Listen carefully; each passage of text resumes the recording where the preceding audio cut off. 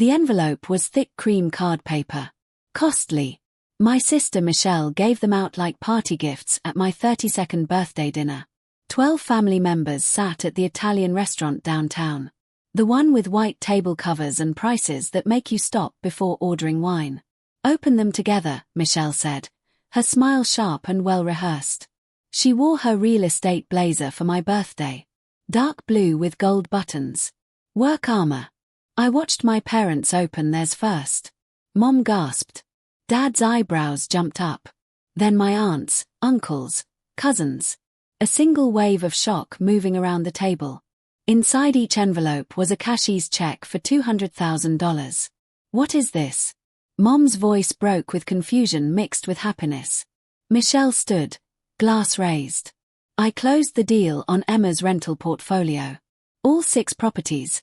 $4.2 million total. She looked straight at me. You've been struggling with them for years, sis. The repairs, the tenant problems, the never-ending stress. I handled it quietly, professionally. These are your earnings shared with the family who supported you through everything. The table burst into noise. Aunt Caroline hugged Michelle. Uncle Tom shook her hand hard. My cousin Derek was already on his phone, probably searching for boats. The Hawaii condo is finally real, Mom whispers, holding Dad's arm tight. I stayed very quiet. My fork rested next to my untouched pasta, a small pool of olive oil slowly spreading across the white plate. Michelle, I said softly. What properties? She laughed. That trained real estate agent laughs. Friendly on the outside, dismissive underneath. Your 6 rental units, the ones you've been complaining about for the last 4 years. The non-stop calls, the repairs, the nightmare tenants you're always venting about. The table went silent, everyone watching us now. I own 8 properties, I said. Each word slowly and carefully, like I was explaining something to a child. Not 6. And I've never complained about them. Not once. Michelle's smile twitched. Just for a moment. You're confused. The stress has. I own 3 fourplexes in Riverside, I continued. My voice stayed calm. The same voice I used when tenants called about broken water heaters at 3 a.m., 2 duplexes in Henderson, 2 single-family homes in Boulder City, and 1 commercial property downtown with a coffee shop and a yoga studio. That makes 31 rental units total. 31 tenants who pay me directly every single month, on time. Uncle Tom slowly put his check down. Wait, if you own 8 properties, how did Michelle sell 6? She didn't sell anything, I said. Because she has no access to my properties. She isn't on any titles. She doesn't have power of attorney. She has no legal control over my real estate portfolio. Michelle's face changed from confident to pale. Emma, you're not thinking clearly. The birthday stress. The wine. I took out my phone, opened my property management app, and turned the screen toward the table. December rent collected. $43,750. All 31 units paid into my business account this morning. I scrolled. November. $43,750. October.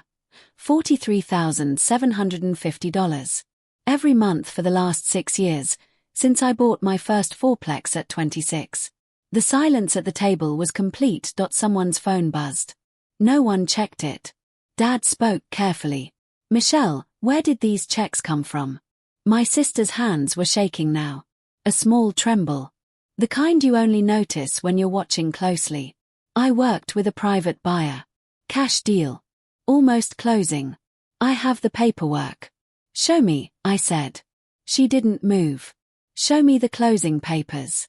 The title transfer. The deed. Show me anything with my signature on it. Michelle's jaw tightened. That tiny sign she'd had since we were kids, right before a lie fell apart. It's all at my office. I'll bring everything tomorrow. These checks are fake, Aunt Caroline said suddenly. She held her up to the light. The watermark is wrong. I work at a credit union. This isn't a real cashier's check. The table erupted again. Not with happiness this time, but panic. I already deposited mine, Derek said, his voice rising. On my phone, in the parking lot. Oh God, Mom whispered. We called the travel agent. We put down $15,000 on the Hawaii package. I paid off my car, Uncle Tom said. The full balance. $38,000. Michelle was slowly backing away from the table. There's been a misunderstanding. The buyer's bank must have. Stop, I said. The word came out sharper than I meant it to. Just stop. I stood up. The restaurant suddenly felt too tight, too hot. The smell of truffle oil made my stomach turn. I need everyone to understand something, I said. I started buying rental properties 6 years ago. My first fourplex needed a $60,000 down payment. Money I saved by working 2 jobs through my 20s. I bought it at 26, then another at 27, then 2 more. I built this portfolio myself. 1 property at a time. 1 tenant at a time. Why didn't you tell us? Mom asked. Because every time I mentioned real estate, you said I was being careless. That was risky. That I should get a real job with benefits. I looked at Michelle. And every time I tried to talk about my properties, you changed the topic. You told everyone I was just dabbling in real estate. Playing landlord. The invisible record had been growing for years. I could see it clearly now. A list of emotional debt that had nothing to do with money. Years of being ignored while managing 31 units. Every repair, every late night call, every problem handled alone. Issue handled with care. Every tenant screened properly. Every rent payment received on time. Yet at family dinners, I was still figuring things out. Michelle was praised for closing million-dollar deals for other people, while my confidence was slowly cut away. When I mentioned buying my 5th property, Michelle said, "That's nice," then spent 40 minutes talking about her new BMW. It created self-doubt. Was I truly successful, or just lucky? The time lost went deeper. Hours spent at family gatherings listening to Michelle's real estate stories, while my actual portfolio, worth $6.8 million in total, was treated like a side hobby. Credibility lost and never returned. Emotional work spent playing the struggling sister so Michelle could stay the successful one. She had built her identity as the family's real estate expert. My real success threatened that story. So I was rewritten. Made smaller. Easier to ignore. The gambler's fallacy kept me stuck for years. I believed that if I proved responsible enough, if my occupancy rate stayed above 95%, if my tenants were happy, if my properties went up in value, they would finally see me as successful. But they didn't want to see it. Because seeing it meant admitting they were wrong. The properties are real, I said. Very real. And in about 6 days, 31 tenants are going to have questions, because I'm guessing Michelle sent them some kind of notice. Michelle's face answered before her words did. I sent transition letters as the new owner. I told them about changes, new management, rent increases. My voice stayed steady, but something cold spread through my chest. You told my tenants, the people who've lived in my properties for years, who pay on time, who care for their homes, that a stranger was raising their rent. It's standard when properties change owners. Except they didn't change owners. My voice rose despite me trying to stop it. Other diners were starting now. You committed fraud, Michelle. You pretended to be a property owner. You issued fake financial checks. You took money under false claims. Derek's phone rang. He looked at the screen and turned pale. It's my bank, the check bounced. They're asking about fraud charges. Then Aunt Caroline's phone rang. Then Uncle Tom's. Then Mom's. One after another, like dominoes falling in slow motion. The checks weren't just fake. They were obviously fake. The kind that triggers instant fraud alerts at any real bank. How much did you actually take? I asked Michelle. She didn't respond. How many people did you give checks to? Only family, or others too? I have to go, Michelle said. She grabbed her purse. Her hands were shaking badly now. Sit down, Dad said. His voice carried a tone I'd heard maybe twice my entire childhood. The tone that meant this was serious. You're not leaving until we understand what you've done. Michelle Saturday. She suddenly looked younger. Smaller. Like the little sister who once copied my homework and swore it was hers. I gave out 18 checks, she whispered. Family, some friends, a few business contacts. I told everyone I was handling your estate sale. That you were overwhelmed. Struggling. That I was helping. That's $3.60 millionaire in fake checks, Uncle Tom said. He was an accountant, so the numbers came quickly to him. And that's not counting whatever you told the buyers. Who were the buyers, Michelle? There weren't any buyers. The confession filled the air like smoke. Heavy. Hard to breathe. I thought I could force a sale, Michelle said. If I caused enough pressure, if tenants left because of the confusion, if you got overwhelmed by complaints, you'd have to sell to me at a discount because of the mess I created. The logic was cruelly clever. Destruction dressed up as help. Chaos sold as rescue. She tried to break my portfolio so she could rush in and save it for a profit. But why the fake checks? Mom asked. To make it real, Michelle said. If everyone believed the sale already happened, if they spent the money and made plans, Emma would be forced to make it real. She'd have to sell to cover what I promised. It was a pyramid scheme with me at the base. She built a fragile tower using my properties as the foundation, never thinking about what would happen when I pulled everything away. Or maybe she had considered it. Maybe she believed I'd be too embarrassed, too afraid of conflict, too desperate to keep family peace. That I'd accept the loss, somehow fix it, and sacrifice my portfolio to save face. She was very wrong. Once I stepped in, the legal system moved fast. Day 1, I called my lawyer, Melissa Chin, who specializes in real estate fraud. We spent 4 hours organizing everything. Property titles, tenant leases, rent records, bank statements, and Michelle's fake letters to my tenants. All of it was backed up on 3 different cloud services. Day 2, Melissa sent cease and desist letters to all 18 people who received checks explaining the fraud. Most were relieved. They never wanted to benefit from my supposed breakdown anyway. 3 people, including Derek, had already spent the money. They would need to arrange repayment. Day 3, I sent personal letters to all 31 tenants. I apologized for the confusion and confirmed that nothing was changing. Rent stayed the same. Management stayed the same. I explained, my sister had no authority, and they should ignore any messages from her. Within 24 hours, 28 tenants replied with supportive messages. 3 were so shaken by Michelle's rent increase threats that they asked to end their leases early. I waived their notice periods as an apology. Day 4, Melissa sent a formal demand letter to Michelle. Stop all fraudulent actions. Return any money taken. Pay restitution for tenant confusion and damaged trust. She was given 72 hours to respond.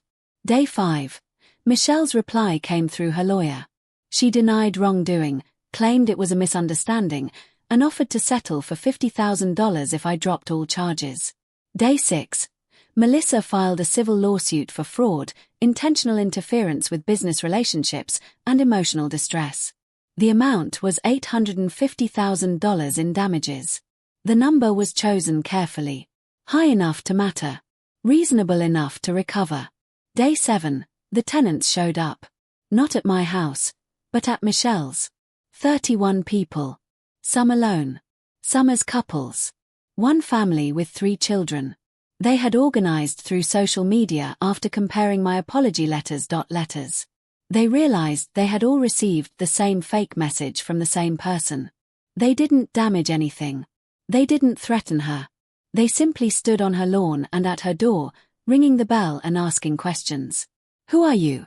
Why did you claim ownership? Why did you threaten rent increases? What gave you the right? Michelle called the police. The officers reviewed the documents the tenants had brought, my apology letters and Michelle's false ownership claims. After reviewing the timeline, the police told Michelle that while the tenants needed to leave her property, she should speak with her lawyer about possible civil and criminal consequences. The tenants left, but not before an older woman, Mrs. Chin, no relation to my attorney, who had rented a unit in my first fourplex for 5 years, spoke loud enough for the neighbors to hear. I thought someone kind owned our building.